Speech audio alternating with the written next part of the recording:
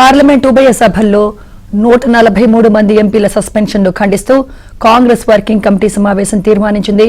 AICC అధ్యక్షుడు మల్లికార్జున్ ఖర్గే అధ్యక్షతన జరిగిన సమావేశానికి ఆ పార్టీ అగ్రనేతలు సోనియా గాంధీ, రాహుల్, ప్రియాంక, వేణుగోపాల్, చిదంబరం సహా కాంగ్రెస్ పాలిత రాష్ట్రాల ముఖ్యమంత్రులు, పీసీసీలు, సీడబ్ల్యూసీ సభ్యులు హాజరయ్యారు.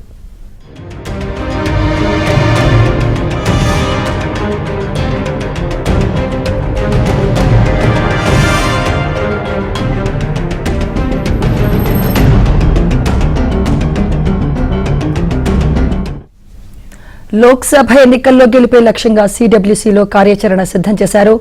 5 రాష్ట్రాల ఎన్నికల ఫలితాలపైన చర్చ జరిగింది. 2వ విడత భారత్ జోడో యాత్రపై తమ అభిప్రాయాన్ని నేతలు అధిష్టానం దృష్టికి తీసుకువెళ్లారు. డొనేట్ ఫర్ దేశ్ పేరిట సేకరిస్తున్న విరాళాలను మరింత బలంగా ప్రజల్లోకి తీసుకెళ్లాలని నిర్ణయించారు. ఇదే అంశంపై మరింత సమాచారం మా ప్రతినిధి సతీష్ అందిస్తారు. సతీష్. సుమిత్ర, ఏఐసీసీ గారిలో సుదీర్ఘంగా 4 గంటల పాటు సిడబ్ల్యూసీ సమావేశం కొనసాగింది. 4 గంటల పాటు అనేక అంశాలపైన సుదీర్ఘంగా చర్చించారు. 5 రాష్ట్రాల అసెంబ్లీ ఎన్నికల ఫలితాలు, 2024 సార్వత్రిక ఎన్నికల్లో పార్లమెంట్ అంశాలు, దేశంలోని ప్రస్తుత రాజకీయ పరిస్థితులపై సిడబ్ల్యూసీలో పలు తీర్మానాలు కూడా చేసింది. ఇక తెలంగాణలో ఏడాది క్రితం మేము 3వ స్థానంలో ఉన్నాము, అన్ని ఉప ఎన్నికల్లో కూడా ఓడిపోయాము, ఇటీవల జరిగిన అసెంబ్లీ ఎన్నికల్లో కాంగ్రెస్ గెలిచింది అనే అంశాన్ని సిడబ్ల్యూసీ సమావేశంలో స్పష్టంగా చెప్పారు. ఛత్తీస్గఢ్, మధ్యప్రదేశ్, రాజస్థాన్ లో మంచి ఫలితాలు వస్తాయని ఆశించినప్పటికీ కూడా తాము అనుకున్న ఫలితాలు రాలేదు, ఘోరంగా విఫలమయ్యాము, వాటన్నింటినీ సరిదిద్దుకునేందుకు కూడా మరోసారి ఎన్నికల్లోకి దూసుకువెళ్లేందుకు ప్రయత్నాలు చేస్తాం, వాటికి కావాల్సిన అంశాలన్నింటిలో కూడా ఇప్పటికే చర్చించామనేది కూడా సిడబ్ల్యూసీ నేతలు చెప్తున్నారు. ఇక కాంగ్రెస్ ప్రధాన కార్యదర్శులు, ఇన్ఛార్జీలు, వివిధ రాష్ట్ర సంబంధించిన నేతలంతా కూడా హాజరయ్యారు.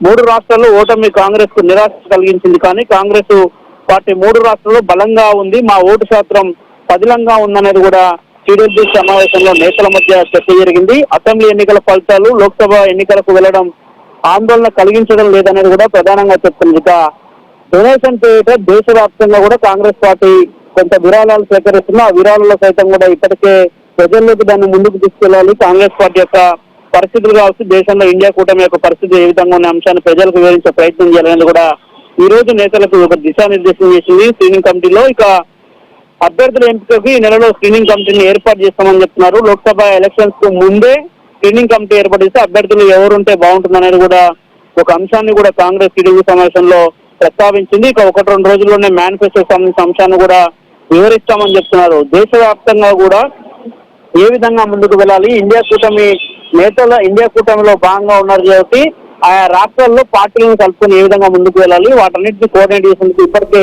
5 సభ్యులతో ఒక కమిటీని ఏర్పాటు చేస్తుంది Congress. Right, thank you Satish.